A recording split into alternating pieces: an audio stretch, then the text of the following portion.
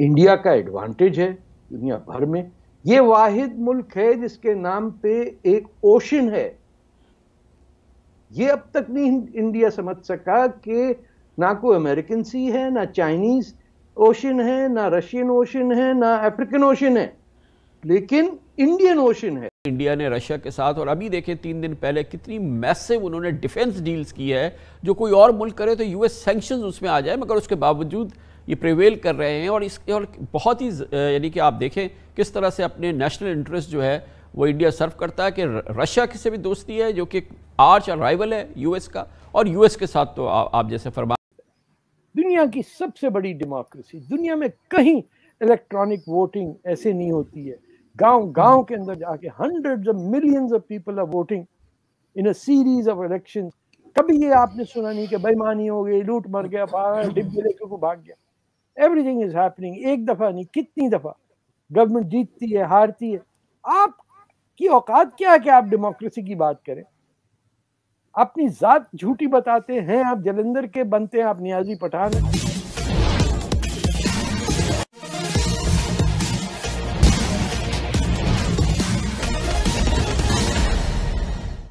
आज पाकिस्तान की मीडिया में भारत के लोकतंत्र, भारत की सभ्यता और संस्कृति, भारत का विश्व रंगमंच पर एक बड़ी शक्ति के रूप में उभरना, भारत का आज एक आर्थिक महाशक्ति के रूप में बनना, यह सब पाकिस्तान की मीडिया में चर्चा का विषय बना हुआ है। हालांकि पाकिस्तानी मीडिया बहुत कम देखने को मिलता है कि भारत के प्रतिष्ठा के बारे में चर्चा करे, लेकिन जब करती है तो सुनने को दिल करता है। आइए आज आप भी सुने। कोविड के ज़माने से गुजरता हुआ आपको कैसा दिख रहा है?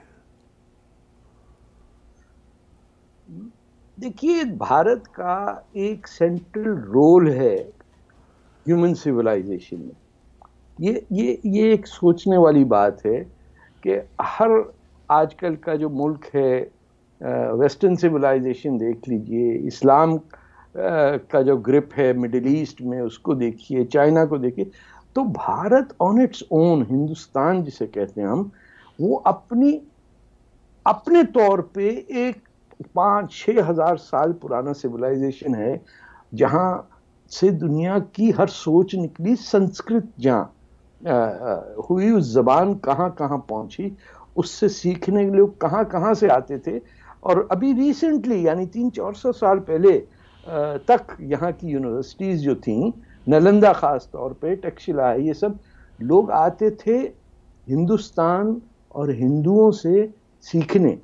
और इसलिए नहीं कि हिंदू खुद कहता था कि वो हिंदू है, उसको तो नाम भी बाहर वालों ने दिया। शायद साहब, इसके बावजूद जो स्मार्ट डिप्लोमेसी करती हैं कंट्रीज, चले और किसी को नहीं, इंडिया को ही आप देख लें, मतलब नंबर 1 एनिमी है रशिया और यूएस का, उसमें कोई दूसरी राय नहीं है। न सिर्फ ये कि एक बड़े वार्म रिलेशंस रखे हैं इंडिया ने रशिया के साथ, और अभी देखें 3 दिन पहले कितनी मैसिव उन्होंने डिफेंस डील्स की है, जो कोई और मुल्क करे तो यूएस सैंक्शंस उसमें आ जाए, मगर उसके बावजूद ये प्रिवेल कर रहे हैं। और इसके और बहुत ही यानी कि आप देखें किस तरह से अपने नेशनल इंटरेस्ट जो है वो इंडिया सर्व करता है कि रशिया से भी दोस्ती है जो कि आर्च राइवल है यूएस का, और यूएस के साथ तो आप जैसे फरमा रहे हैं, तो ये डूएबल है ना कि हम एक बैलेंस स्ट्राइक कर ले कहीं, और फिर यही तो स्मार्ट डिप्लोमेसी है।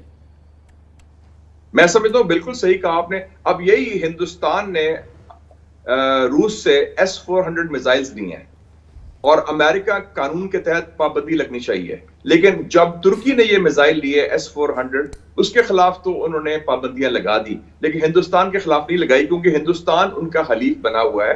तो अमेरिका के भी अपने दौरे में आ रहे हैं, जो उनके साथ शिरकत कर रहे हैं, पूरी तरह ताउन कर रहे हैं। हालांकि हिंदुस्तान कहते हैं both sides of the wicket. यहाँ पे एक चीज और इमरान खान साहब ने कही कि अगर मोदी जी की गवर्नमेंट ना होती और कोई और गवर्नमेंट होती तो शायद वो बातचीत कर सकते।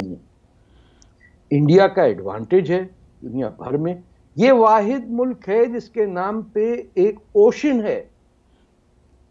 ये अब तक नहीं इंडिया समझ सका कि ना कोई अमेरिकन सी है, ना चाइनीज ओशन है, ना रशियन ओशन है, ना अफ्रीकन ओशन है, लेकिन इंडियन ओशन है। इंडो चाइना है, इंडोनेशिया है, इंडियाना है, एस्टेक इंडियन है, अरे इंडिया इंडियानापोलिस है। यानी दुनिया भर में कोई मुल्क ऐसा नहीं है जहां सेंटर ऑफ ग्रेविटी है। कि हर चीज रिलेट करती हिंदुस्तान से। आप मुझे बताइए, अगर यूनान इतना ही बड़ा है, ग्रीस का ये है, तो भाई ग्रीस से 2-4 मील दूर क्यों नहीं किसी मुल्क का नाम ग्रीस से मुशाबित रखता? इंडो चाइना आपने कह दिया, इंडोनेशिया। हर नॉर्थ अमेरिका की एबोरिजिन पॉपुलेशन पे कानून जो है वो इंडियन एक्ट आता है, हमारे कनाडा में भी। तो उनकी पोजीशन बड़ी अहमियत वही रहेंगे। और ये क्या पाकिस्तान के बेस्ट इंटरेस्ट को सर्व करती है ये सिनेरियो?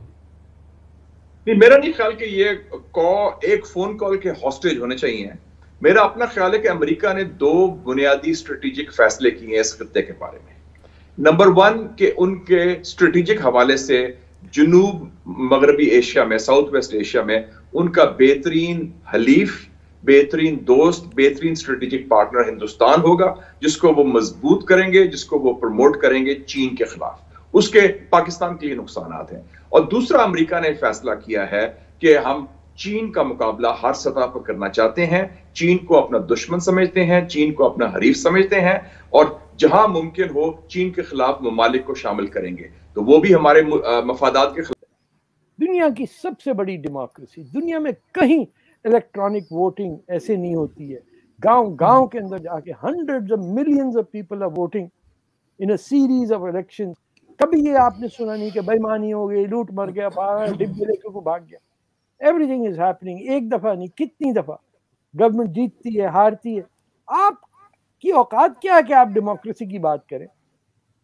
अपनी जात झूठी बताते हैं, आप जलंधर के बनते हैं, आप नियाजी पठान है। लोग समझते हैं हाँ उनका वो पश्तून है ना, इसलिए उसका बैकग्राउंड वहां। अरे कहीं का नहीं पश्तून, कहीं का कुछ नहीं है। जाली, हर चीज जाली है। कॉर्नर कर दिया, सिक्योरिटी काउंसिल पे नहीं बैठता इंडिया। ये कैसे हो सकता कि एक इतनी बड़ी आबादी साउथ एशियन, आप बताइए, इंडिया, पाकिस्तान, नेपाल, बांग्लादेश, सब श्रीलंका को मिलाइए, इसकी रिप्रेजेंटेशन नहीं है सिक्योरिटी काउंसिल पे, और चीन बैठ के है। तो ये जो अब आके कुछ लोग सोच रहे हैं, उसमें गलती ये है कि sometimes people get anti-Muslim in that, जबकि ये समझने की बात है कि हिंदुस्तान में मुसलमान हिंदू की ऐसी शादी हुई भी कि तलाक नहीं हो सकती। ये और बात है, अगर एक पार्टनर दूसरे पे वायलेंस और ज्यादती करता है तो दूसरे को अदालत होनी चाहिए कि भाई ये हो रहा। आप ही ने उनको खिला पिला के कब बॉर्डर पे जाके उन्होंने पाकिस्तान के ऊपर फायरिंग कर दी। किधर आ रहे? उन्होंने कहा बाढ़ मत लगाएं। वो कह रहे बाढ़ न लगाएं। बल्कि आज एक न्यूज ये भी थी कि मोहम्मद एजेंसी जो है वहां तक वो पहुंच गए और उन्होंने कहा ये हमारा हिस्सा है और निकलो इधर से। हाँ, तो वो नहीं है ना, ये सारा इलाका तो अफगान का है। ये जो लफ्ज पाकिस्तान है, ये पंजाब, अफगानिस्तान, ये सब में आता है ना। तो इधर लो या उधर लो, ये तुम्हारा ताल्लुक क्या है मोमन से? एक समय ऐसा था कि हमारे देश को सोने की चिड़िया कहा जाता था और साथ साथ हमें विश्व गुरु का भी दर्जा प्राप्त था। यानी उस समय हम न केवल आर्थिक रूप से संपन्न थे बल्कि बौद्धिक रूप से भी हम विश्व में अग्रणी थे। पर हमारे देश में जब आक्रमणकारी आने लगे, हमारे देश पर आक्रमण शुरू हुआ, तुर्कों का, मुगलों का और फिर उसके बाद अंग्रेजों का, तो हमारे देश की आर्थिक अवस्था के साथ साथ बौद्धिक क्षमता में भी ह्रास हुआ। विकिपीडिया के अनुसार जो भारतीय महाद्वीप के आर्थिक इतिहास पर प्रकाशित की गई है, उसके अनुसार पहली शताब्दी में जब हमारे देश पर गुप्त वंश का शासन था, उस समय हमारे देश का जीडीपी का योगदान विश्व की जीडीपी में 33.21% यानी 1/3 योगदान था। और यही कारण था कि हमें सोने की चिड़िया कहा जाता था। और यह हमारे देश के लिए हालांकि अच्छा था, लेकिन यह विदेशी आक्रमणकारियों के लिए लुभावना था और विदेशी आक्रमणकारी इसी कारण भारत पर आक्रमण करते रह गए। लूटमार के बावजूद भी 1700 ईस्वी में हमारे देश का जीडीपी घटकर 22.61% रहा। यानी उतना जीडीपी भारत का था कि जितना यूरोपियन देशों का कुल मिलाकर जीडीपी था। इसके बावजूद भी हम उसी पर रुके रहे। लेकिन अंग्रेजों के शासनकाल में जो लूटमार और हुआ, उससे हमारी जीडीपी बहुत बुरी तरह खराब हो गई। और 1952 में जब अंग्रेज गए, हमें स्वतंत्रता मिली, तो हमारी जीडीपी घट के 3.8% ही रह गई है। 2021 में पैरिटी पावर के अनुसार जो जीडीपी का नापने का एक और पैमाना है, हमारा विश्व में जीडीपी का योगदान 10% के आसपास है, लेकिन नॉमिनल जीडीपी अभी भी वही 3.8% के आसपास बनी हुई है। हालांकि इस महामारी के बाद इसमें वृद्धि के लक्षण दिखने लगे हैं और अंतर्राष्ट्रीय मामलों के जानकारों का यह कहना है कि भारत आने वाले समय में विश्व की 3 बड़ी अर्थव्यवस्थाओं में चीन, अमेरिका के साथ खड़ा दिखेगा। आज हमारी स्थिति विश्व की 5 बड़ी अर्थव्यवस्थाओं में से एक है। हम विश्व के 5 बड़ी अर्थव्यवस्थाओं में से शामिल हैं।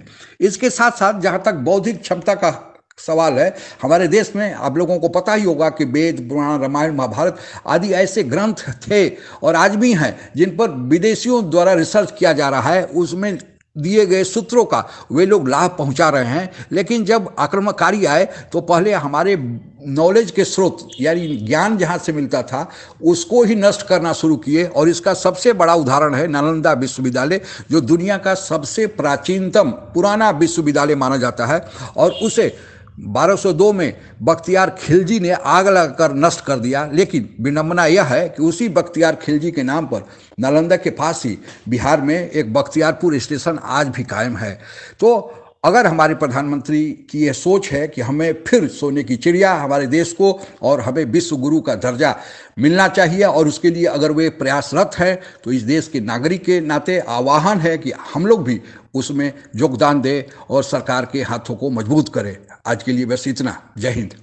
आप अगर हमसे जुड़ा रहना चाहते हैं तो कृपया मेरे चैनल को सब्सक्राइब करें तथा बेल आइकन भी दबा दें ताकि नई वीडियो की जानकारी तुरंत आप तक पहुंच जाए। धन्यवाद। जय हिंद।